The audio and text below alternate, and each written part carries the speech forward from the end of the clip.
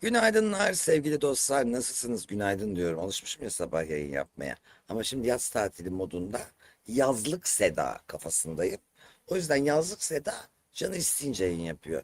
Böyle self care diye bir şeye düştüm böyle. Kendime şefkat, öz şefkat. Sedacığım uyan, canın isteyince yayın yap. Biliyorum saçma ama bunu da biraz emeklilik bunalımıma verebilirsiniz. Neyse. Şimdi bugün değişik bir şeyle başlayalım dedik. Her işin altından bir şey çıkıyor. Bir kere bir ebeveyn kızını, evladını, çoluğunu, çocuğunu rezil eder mi? Etmez. Burada rezil eden ebeveynin altından bir şey çıktı. Bu Yeraltı dizisinde Ali Haydar'ın kız kardeşi rolünde oynayan kızın adı neydi? Şunu kapasana, bana böyle bir stres geldi. Kızın adı neydi? Ülkü bir şey. Dur söyleyeceğim. Hani o minnak kız var ya, çok bilmiş boyuna göre rolünde bir kız var. 17 yaşındaymış ama 12 duruyor. Dur bir dakika, adını söyleyeceğim. Dur. Ülkü Hilal Çiftçi. Evet, Ülkü Hilal Çiftçi. Şimdi Ülkü Hilal Çiftçi'nin babası Ünal Çiftçi tutuyor ki, diyor ki benim kızım 17 yaşında, 27 yaşındaki rol arkadaşıyla Hakan Çelebi ile, bu da şeyin, Bozo'nun küçük kardeşiyle ilişkisi var diye savcılığa başvuruyor efendim, tamam mı? Mesajlarından yakaladım diyor. WhatsApp mesajları böyle diyor. Ortalığı velveleye veriyor. Sonra işin aslı da çıkıyor. Niye böyle yaptığı babanın da çıkıyor. Baba da gri tilki çıkıyor. Ben anlatacağım orayı da. Önce bir Ülke İlal Çiftçi'yi bir verelim, durumunu ne yapmış. Bir kere bir öz baba bir kızını 17 yaşında ve bir şekilde temiz bir sayfayla ve iyi bir projeyle girmiş bu sektöre bir kızı bu şekilde rezil etmez yani. Ama babanın var, bir alt ajandası var, onu da vereceğiz. 17 Oyuncu yaşındaki Ülkü oyuncu Hilal Ülkü Hilal Çiftçi'nin Çiftçi'nin babası babası Ünal Ünal Çiftçi, Çiftçi, kızının kızının kendisinden 10 kendisinden yaş 10 büyük yaş set büyük set partneri partneri Hakan Hakan Çelebi ile Çelebi ile ilişki ilişki yaşadığını yaşadığını WhatsApp WhatsApp mesajlarından mesajlarından öğrendiğini öne öğrendiğini öne sürerek sürerek savcılığa suç savcılığa suç duyurusunda duyurusunda bulundu. bulundu. Kızının reşit Kızının reşit olmadığını olmadığını belirten belirten çiftçi, hem çiftçi hem Hakan Hakan Çelebi'den hem Çelebi'den de hem de çalışma çalışma süreçlerinde süreçlerinde veli veli onayı onayı alınmadığını alınmadığını iddia iddia ettiği ettiği menajerlik menajerlik şirketinden şirketinden şikayetçi şikayetçi oldu. oldu. Şimdi menajerlik şirketi sanki bunları, yani flört veya onay veya vesaire yapacakmış gibi. Ama kızın ayağı öyle değil. Babanın da böyle gri tilki ne demektir? Belli olgun yaşa gelmiş, saçlarına gri düşmüş. Hafif onu cilalamış böyle o saçları. Kendini halen yılan zanneden erkek tiplemesi var ya. Hani öyle erkeğim, çekeceğim falan. İşte kızının şöhretinden faydalanıp aradan çıkmış. Zamparalık işlerine ağırlık vermiş. Keza karısı boşanma davası açmış. Ve karısı diyor ki efendim, kızımın kazandığı parayı çapkınlıkta yedi. Şimdi 17 yaşında ya kız. Kızın parasını da alıyormuş. Kendi çapkınlıkta yiyormuş. Bir de kızı öyle işte 27 yaşındaki çocukla flört ediyor diye de kendi kızını rezil edip, ya bunu gizlice de yapabilirsin. Yani davul çalman gerekmiyor. Bu bir aile işi ve bir babanın en son yapması gereken şey. Veya bunu savcılığa götürmeden, kimse ayı değil. Değil mi efendim? Oradaki çocuk da oyuncu. Senin kızın da aklı başında bir kız. Bunlar para kazanan insanlar. Köşeye oturturursun. Önce bir babanın yapması gerektiği gibi uyarırsın. Kızımın 18 yaşına gelmesini bekleyin dersin. Birbirinize gerçekten aşık mısınız dersin. Niyetiniz ciddi mi? Biz de geçmedik mi bu yollardan abi? Yani ben 17,5 yaşındayken 18,5 yaşındaki bir çocuğa aşık olmuşumdur. Arada bir yıl vardır. Ben reşit değilimdir, o reşittir. Şimdi suç mu teşkil edecek bu? Yani babam oturup önce bir konuşmasın mı bizimle? Gelin çocuklar, bakayım birbirinizi seviyor musunuz? Ne yapıyorsunuz? Biz yanınızdayız. Niyetiniz ciddi mi? Nasıl davranıyorsunuz? Biraz sabredin falan. Gidip babam mahkemeye mi verecek benim sevdiğim adamı yani? Böyle baba mı olur? Ya saçma sapan reklam kokan hareketler. Zaten şu pozu kim verir? Artist sen misin, kızın mı yani? O sakalları acil kes ayrıca hocam. Sübhaneke dinimiz amin. Yani böyle yakışıklı olduğunu falan zannediyorsan hiç değilsin yani. Hani böyle sapkın hocalar vardır ya, gel üfüreyim seni falan. Onlara benzeyen bir tipin var. Belli zaten, yılan yani. Hem gri tilki hem üfürükçü. Karışımı bir şey. Ay sinir oldum adama ayol. Niyeyse bir geldi. Bir erkekten göründü bana bugün. Bir erkeğe sinir olma günü. Neyse. Bu adam çünkü karısını aldatıyormuş. Bir de çapkınlıkta o küçük kızın kazandığı paraları yiyormuş. Annesi çatır çatır açmış boşanma davasını. Kızımın paralarını yerken düşünsün demiş. Şimdi ve kadın mahkemeye başvuruyor, Kader Çiftçi. Kızımın filmlerden, dizilerden kazandığı parayı çapkınlıkta yiyor demiş. Eşinin başka kadınlarla harcadığını ve bu durumun aile ilişkilerini bozup huzurlarını kaçırdığını belirtmiş. Dava yakında görülecek. Şimdi ben böyle sevmem aslına bakarsanız ön yargıyı ama insandan iyi anlarım arkadaş. Bunun okulunu okuduk biz insan raporu ve analizi diye. Bak şimdi burada bu tipe baktığın zaman tam da o tip var. Az çalışsın, hanımdan kızından cukka. Orada böyle bir şey. Poz yakışıklıyım havaları. O da zaten ağır bir şizofreni başlangıcı diye düşünüyorum. Kendini yakışıklı bulup şu şekilde poz vermek ne ya? Yeleğini yesinler ya. Tövbe. Ay adama gıcık. Bak adamdan böyle negatif yayılıyor. Vallahi ciddi söylüyor. Alıcısı olmaz mı para yedirdikten sonra Türkiye'de? Burada Sezo diyor ki alıcısı vardır onun. Para yediriyormuş diyorum. Deli gibi alıcısı vardır. Şu anda 22 yaştan 82 yaşa kadar alıcısı vardır onun yani. Para yedirdiği müddetçe.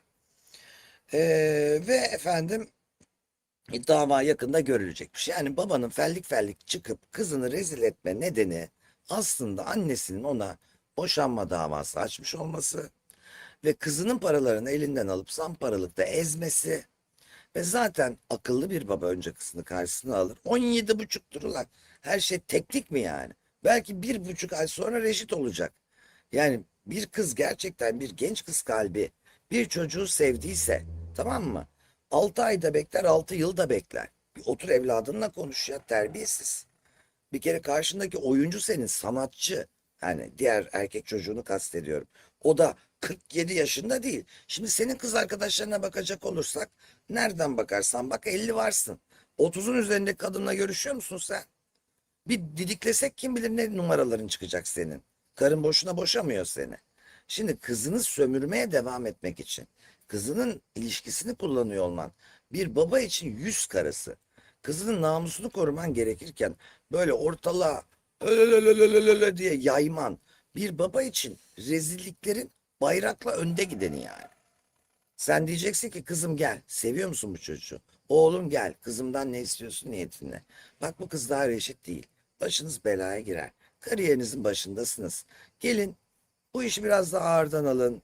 Bir düşünün taşının falan filan diyecekken sen ne yapıyorsun güzel kardeşim? Yuh diyorum ya. Yuh. Sen kızının parasını artık yiyemeyecek çünkü anası boşarsa bunu. Yemeyecek ki o parayı. Ondan içlenmiş, hislenmiş anladınız mı? Bu arada herkes Çağatay Ulusoy'un kilolarına takmış durumda. Çağatay Ulusoy taş gibi çocuk. Bence yani görüp görebileceği en güzel ya Kıvanç'tan falan daha da altın orana sahip bir yüzü var. Yani burun, ağız, sesin bir mırıltı ve hırıltı olarak giriyor. Burada coştu Çağatay Ulusoy deyince Sezo. Erkek dediğin falan diyene girdi konuyu. Sezocuğum plaja gidelim çıkışta. Sonra da seni gece çıkarayım ben biraz gezdireyim. Eyvah eyvah. Erkek dediğin. Şimdi erkek dediğin zaten Çağatay Ulusoy çok erkeksi. Yani ve de ne bileyim androjen kadar da orantılı güzel bir burun. Yunan burnu, dudağı falan. Mesela e, şey Kıvanç Tatlıtuğ hem kız hem erkek güzeli ama Çağatay'a kimse çirkin diyemez. Şimdi Gerard Butler diye bir adam vardı. Bu adam neyi oynamıştı ya? Çok çok böyle taş gibi vücuduyla bir şey oynadı. Aynı şekilde bir başka Hollywood yıldızı daha var. Şimdi vücut çalışan erkekler, baklavalı erkekler biraz o işi bıraktıklarında yağ topluyorlar. Adele hem yağ yakan bir şey hem yağ yapan bir şey. Ama sen altındaki iskelete bakacaksın. Yağ yakılır, yapılır, çalışırsın. Adele tekrar o yağları yakar, toparlanır. İnsanların Russell Crowe her filmden sonra 50 kilo alıyormuş. Bayılıyormuş hamburger yemeye. 50 kilo. Ve film var dedikleri zaman adam oturuyormuş 2 ayda taş gibi beton gibi çıkıyormuş. Yani çünkü vücut böyle bir şey. Bizde var bir tek o. Aa kıçın büyüdü. Ne oldu sonsuza kadar mı? Ya da benim şeyim o mu yani hani imzam kıçım mı?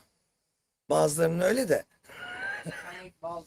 Alec Baldwin mesela. O da taştır. Kim Basinger'ın eski kocası. O da mesela çok kilo alıp çok kilo veren aktörlerden. Ya insan yemeği seviyorsa kardeşim şişman doğan şişman ölür. Nokta. Ben 4,5 kilo doğmuşum mesela. Kanser falan olmazsam muhtemelen de şişman öleceğim yani. Çağırmayayım, zaten çağırmıyorum da. Şimdi vereyim. Gelme kanser. Gelme kimse, evlerden ırak kimselere gelme. Çocuk biraz salmış yazın. 15 günde toparlar. Çağatay Ulusoy'un genç kızlık halini verip şimdiki halini verip arada böyle şey diyorlar. Hani neydi ne olmuş. 17 yaşındaki hali olacak değil herhalde, artık o da 40'a yakın bir adam. Artı inanılmaz güzel bir yüzü, iskelet yapısı, kemiği ve altın oranı var. Jack Nicholson diye bir adam vardır ya. Hiçbir şeye benzemez. Al Pacino diye cüceden hallice bir adam vardır. Yani ama bak dersin. Çağatay Ulusoy niye oyunculuğunu konuşmuyoruz biz burada? Çağatay öttürüyor bence yani. Harika bir oyuncu. Terzi izleyin. Muhteşemdi Çağatay. Bu şey, bir kere müzik yeteneği de olan bir oyuncu. Sanatçı çocuk. Leşliği yok, rezilliği yok. Onunla aynı dili konuştuğum Oturmuşsun, için mutluyum. oturmuşsun. Onunla aynı dili konuştuğum için mutluyum diyor Sezo burada. Oturmuşsun, tamam mı adama? Vücuduna şöyle olmuş. Harika bir oyuncu. Önce sanatçı. Bak, bir film için Andrew Brody. Adam piyanist filmi için iskelete döndü yani. 40 kiloya falan düştü. Ondan sonra tekrar normal insana döndü. O yüzden demem şu ki insanları önce sanatçılıklarıyla, biz ekran önündeki insanlar, siz her ne kadar hakaret etseniz de, beğenseniz de beğenmeseniz de, maalesef sizler gibi bazen çok yiyip, bazen çok içip, bazen çok şişip, bazen çok üzülüp, bazen aşk acısı çekip, bazen kortizon yiyip, bazen hastalanıp size söylemeyip, kilo alıp verebiliyoruz, çirkinleşebiliyoruz, kendimizi salabiliyoruz, depresyona girebiliyoruz, acı şeyler yaşayabiliyoruz. Ama kimse gelip sormuyor. Ya ne oldu koçum sana diye. Ama size söyleyecek olsak aynı şeyi, yani yoldan geçen bir insana he götün büyük, ha geçen sene böyle değildin, domuz gibisin falan desek, ortalığı yıkar, bir de yüzümüzü cırmıklarsınız. Değil mi? Yani sırf insanlar şöhretli diye vurun abalıya kafası kötü bir şey. Bence çok iyi bir oyuncu ve elbette canı isterse zayıflar, canı istemezse Jack Nicholson gibi takılır, yine başrolü oynar. Yani şu Türkiye'de insanlar şunu öğrensin: her yaşa bir başrol vardır. Her kitabın bir olgun kahramanı, şişman kahramanı, çirkin kahramanı vardır. Burada birbirinden azıcık farklı, aynı estetisyenden çıkmış kumral, kaynak saçlı, takma tırnaklı, takma kirpikli, köfte dudaklı kadın oyuncu serisinden çok sıkıldım. Brezilya ve Meksika dizilerinden zerre farkımız yok. Hangi kadın hangisi anlayamıyorum. Karakteristik. Serena'ya güzel diyoruz. Güzel değil. Ama karakteri, tabii çirkin dediği kadın, şimdi şey yapmayalım şurada da, karakteristik özellikleri olduğu için sivriliyor. Öyle iki üç tane daha var. Ama eskisi gibi bir Nurgül Yeşilçay gibi yok mesela. Hani dolduran. Bir Meryem Uzerli bile bir star ve değişik kaldı. Kumral'ın 50 tonu abi ekranda. Ni ni ni ni ni şöyle tırnak şöyle tırnak şöyle. Böyle değil. Yaşlıdan da şişmandan da tam taş gibiden star olur, başrolü oynar, arzu edilen kadını oynar. Ama hiç mi şişman kadının başrol oynadığı bir Oscar'lık film yok veya hayat hikayesi yok arkadaş. Hayat hikayeleri Türkiye'de 44 beden üzerine dönüyor yani, 36 değil. Çünkü Türkiye Nişantaşı, Bebek, Alaçatı ve Bodrum değil. Bodrum'un da belirli plajları. Ha, buna gelmişken, bu Alaçatı ve beden hikayesine gelmişken bir şey vereceğim, bir dakika. Aklıma geldi, coşturdunuz beni.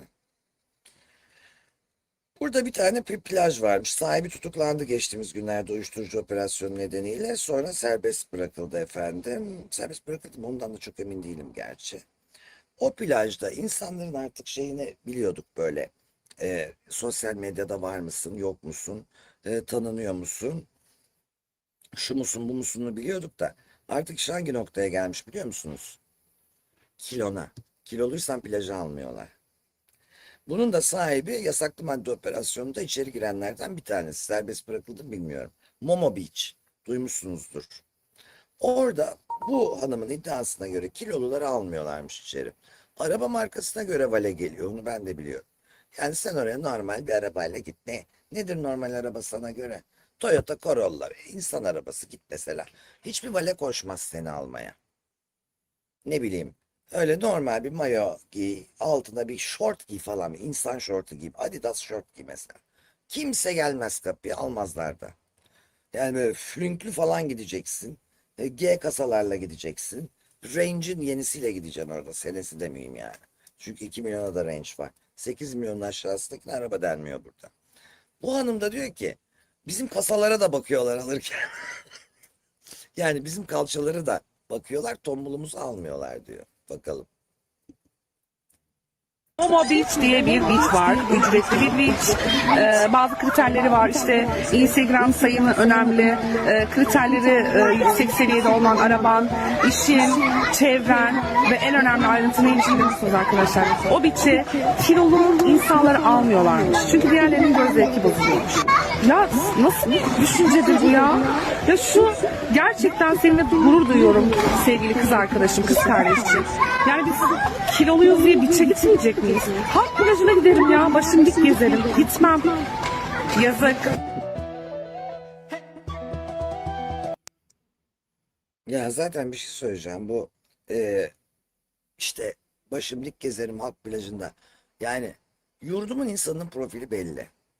Tamam mı? Güzel vücudu aşırı derecede zorlayarak yapan insanın nedeni de belli, amacı da belli. Şimdi tatil için sen denizi seviyorsan, rahatlamayı seviyorsan, güneşi kumu seviyorsan, Momo'ya niye gidiyorsun? 8 bin lira bir loca. Ondan sonra en öndeki locayı istersen 20 bin. Adam başı 12-13 bin ödemeden çıkarmazlar oradan seni temiz. İçtiğin bir kokteyl 2 bin lira 2.500. Niye oraya gidiyorsun? Niye Allah aşkına bacım sen onu söyle bana.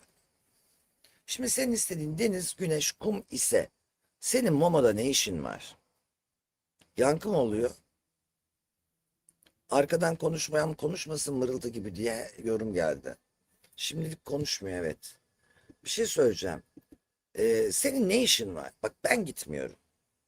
Beni tombul olmama rağmen alırlar arkadaşlarımın yerleri çoğu. Müdürleri işte 40 yıllık buralıyız ünlüyüz filan var Instagram'ımızda. İyi kötü kalçamın büyüklüğünü görmezden gelebilirler ama ben öyle kıç kıça oturup tamam mı? Akşam 5'te bambudu bambudu bambudu bambudu bambudu bambudu bambudu bambudu bambudu müzik, içki içmeyenin başında böyle aşağılayan garsonlar, video açtığımda yankı oluyor. Sen açıyor musun sesi? Yok. Tamam bakarız. Halletmeye çalışırız dostlar. Şimdi sen huzur istiyorsan belediye plajına da gitme ama kendine göre ufak tefek yerler var öyle uyguna gidebileceğin. Yalnız bu Türkiye'nin en büyük problemi özellikle de Çeşme'nin ki ben Fethiye'ye yerleşmeyi düşünüyorum. Seneye de oradan yayını yaparken görebilirsiniz beni. Plaj yok arkadaş. Herkes sitesinin önünü kapamış. Herkes otelinin önünü kapamış. Herkes bir yeri beach yapmış. Sen gariban sandalyeni alıp da bir de elinde şemsiyeyle gidip de bir yere açayım dediğin zaman yayacağın yer yok. Şimdi gidip bakir bir yer buldum dediğim zaman tekneler gelmiş. Bir urgatı oraya, bir urganı buraya, ırgatını öne bağlamış. Orada boynun kırılacak iplerin arasında yüzemiyorsun. Terör var. Üç tarafımız deniz dolu. Biz deniz terörü yaşıyoruz burada. Feci bir şey bu. Anlatabiliyor muyum? O yüzden öyle barlara, cazlara da siz de gitmeye verirsiniz. Olur da biter. Şimdi başka bir konuya geçelim diyorum Çağatay Ulusoy'un kilolarından. Biraz daha başka bir konuya geçelim. Bu kadın kız pazarlama falan diyoruz ya. İşimize geldiği zaman şunu diyoruz. Ben kadınım alınıp satılamam. Ben kadınım gururum var onurum var. Ben kadınım ayaklarım üzeri. Ondan sonra da başlık parası, görücü, yok efendim makas kesmiyor nişanda bilezik, yok takı seti. Kendini alıp satıyorsun sen. Yapıyorsun bunu sen. İzleyelim. Bir liste tutuştular. Allah aşkına elinizi vicdanınıza koyun. Burada kim haklı, kim haksız?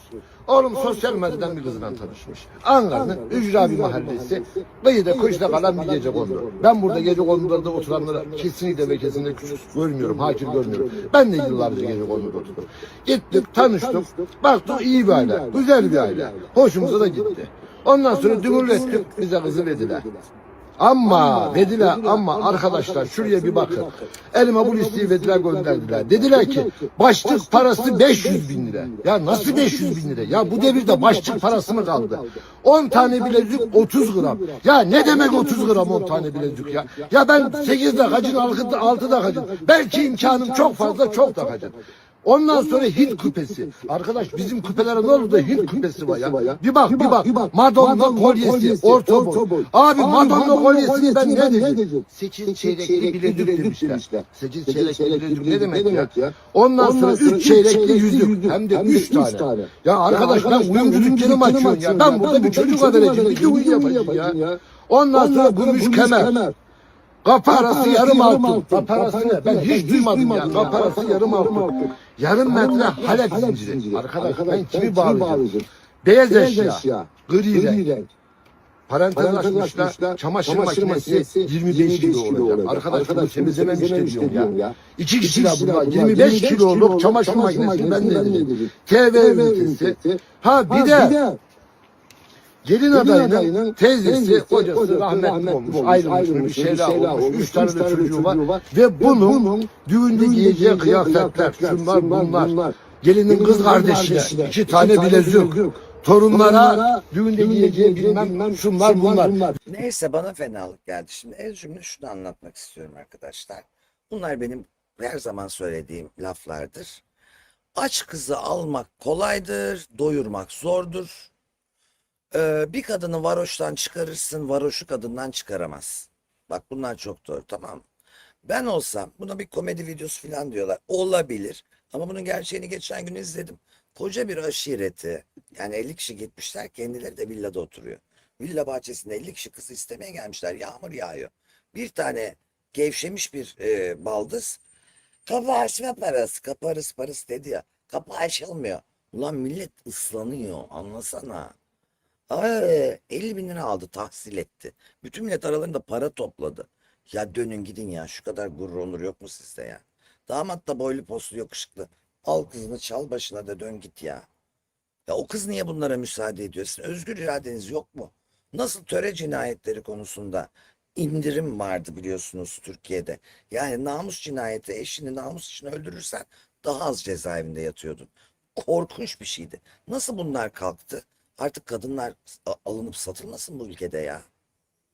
Halen benim kafam şeye de ermiyor. O hesap dediğiniz erkek öder, erkek. Niye? Ödesin ben gebe kalayım ona diye mi? Gebe kalayım da onun istediklerini yapmak zorunda kalayım diye mi habire erkek ödeyecek yani? Ne diye erkek ödüyor ya? Kim ne varsa o öder. Benim canım daha lüks yere gitmek istiyor. Onun da parası yoksa. O da gelsin istiyorsan ben öderim gelir. O da gelmesin ben kendim gezeyim istiyorsam ben gezerim. Param yoktur. Onun götürdüğü fakir yere de bir gün razı olurum belki. Anladınız mı? Nedir yani bu dogmalar, bir yerlere bir şeyler oturtmalar, kim öder problemleri? Zaten artık 2 kişi ödemezse affedersiniz nah yaşarsınız. Ev kirası ödersiniz, yakıt elektrik su ödersiniz, fatura ödersiniz. Hayat o kadar pahalı ki millet anasının evine dönüyor. Hem de koşarak. Bize bakın, bize bakın. Evliler bile. 2 kişi çalışmazsa artık hiçbir şey olmaz arkadaş. Ya gerçek değil yani Münevver. Konu gerçek, konu. Baba oğlum içerik üreticisi başka. Benim şu keşke o videoyu kaydetseydim, belki ettim mi? Kapının önünde koca bir aşireti beklettiler yağmur yağarken. Bu gerçek. 50 bin lira kapı arası parası dedi o. 50 bin lira para topladı insanlar arasında ve eve aldılar. Ulan kızını istemeye gelmişler ya. Hani bu damada çektirme triballeri var ya. İşte acılı kahve ver. İçerse seni çok seviyor. Haftaya da dövüyor evlenince ama o ne oluyor? Ya böyle mi bakıyoruz biz damadın iyisine? Yani çok varotik buluyorum açıkçası bu söylediğiniz, söylenilen, yazılan. Ya bunlar gerçek bu arada. Bu adamlarınki içerik ama bunlar ben neden evleneceğim kadın ablasına don alıyorum abi? Neden ona da bilezik alıyorum? Neden evleneceğim kadının annesinin doğum günüdür, bir şeydir, bir şey takarım? Neden o günü komplekse girme anası? İşte senin olmamıştır sana da takayım da. Fazla aralarda dolanma kaynana hadi naş diye. Rüşvet diye mi alıyorum yani? Bir sebebi var mı acaba bu yaptıklarımın? Düğün niye yapıyorum? Ben ne düğüne giderim, cenazeye de gitmem zaten. İkisine de gitmem yani. Sevmiyorum, gitmiyorum. Tamam mı? Kimse de cenazeme, düğünüme gelmedi diye bozulmasın. İsterseniz benimkine de gelmeyin. Zaten bayılmıyorum demişler. Zaten ben öldükten sonrası tufan 3 kişi kaldırmış, 300 kişi kaldırmış. Allah'ınızı severseniz yani. Neyse, tövbe tövbe, nereden çıktı bu sözler? Neler söylüyorum. Neyse, hani e, cenaze ve düğün sevmem ben. Bugüne kadar bir şeyler takıp hediye ettiğim insanlar olmuştur ama sonradan. Bugün ben bir düğün yapacaksam tahsilat için yaparım. Bana takılanları geri ödeyin diye yani. Benim taktıklarımı geri ödeyin diye. Ki ona da helal hoş olsun. Bitti gitti arkadaş. Çeyiz alışverişi de saçma. Bak, benim ilk evliliğimde annem bir şeyler almış bana. Vallahi billahi var ya, direkt alıp verdim yani. Tığ işi, saçma sapan örtüler ördürmüş, tamam mı? Git şimdi antika diye sat, öyle duruyor, yer kokuşmuş. Ne örterim ne örttürürüm. Ama kadın kendi zevkine göre onları bir ördürmeler, para harcamalar, bir triballere girmeler falan. Ya sorsana bana, o dönem teflon çıkmış, bu bilmem ne alüminyum set yapıyor filan. Ya bu anneler falan da bir arıza yani. Kendi sahip olamadıklarına kızı sahip olsun mu istiyorlar? Yani bir şeyler mi oluyor bunlara da, anlamıyorum ben. Bir tanesi hora geçtiyse ne olayım bak. İsterseniz nankör evlat deyin. Bir tanesini kullanmadım yani. Hepsi de şimdi kendi evinde duruyor. Açsın açsın baksın sandığına. Onun yerine pozitif bir kaynana olsaydı belki evliliğim sürerdi. Ciddi söylüyorum ya. Hani böyle anneler. Çeyiz ne arkadaş? Çeyiz ne ya?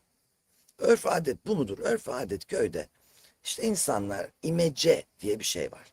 Benim yetmiyor, onun yetmiyor. Bunu veriyor, komşu veriyor, o örtüsünü veriyor, o dantelini veriyor, para. Bir yere varıyoruz. Akrabalar filan bize bir hayat başlangıcı sunuyor. Bu güzel bir şey. Eyvallah.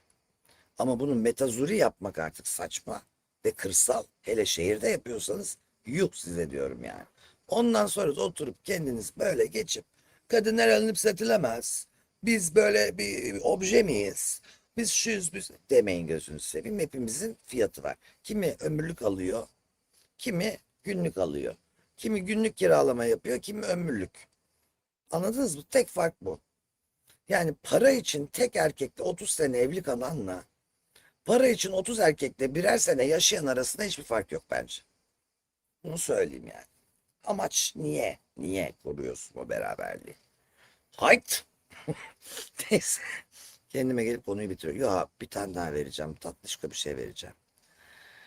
Otizmli denilen, gecekonduda yaşayan, toplumun çoğu zaman görmezden geldiği, çoğu zaman eksik bulduğu, iş vermediği, konuşmaya tenezzül etmediği, vakit harcamak istemediği, yüzüne bakmadığı bireylerimizden bir tanesi yaşadığı gecekonduyu öyle bir yere dönüştürmüş ki adeta bir müze ve geçimini de o resimleri satarak sağlıyor. İç dünyasından bakın nasıl ışıltılar, nasıl o rengarenk şeyler çıkmış.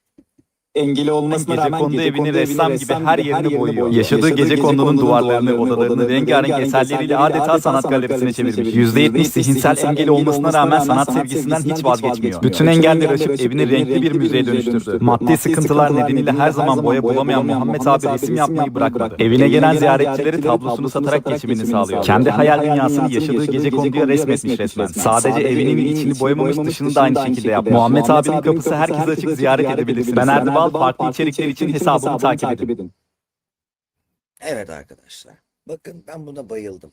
Yankı çok diyorlar. Bu işi nasıl halledeceğimizi bilmiyorum. Senden demiş demek ki. Nereden abi? Küvette de değiliz ki niye yankı yapsın ya? Benim konuşmamda değil, videolarda mı böyle oluyor? Anlamadım.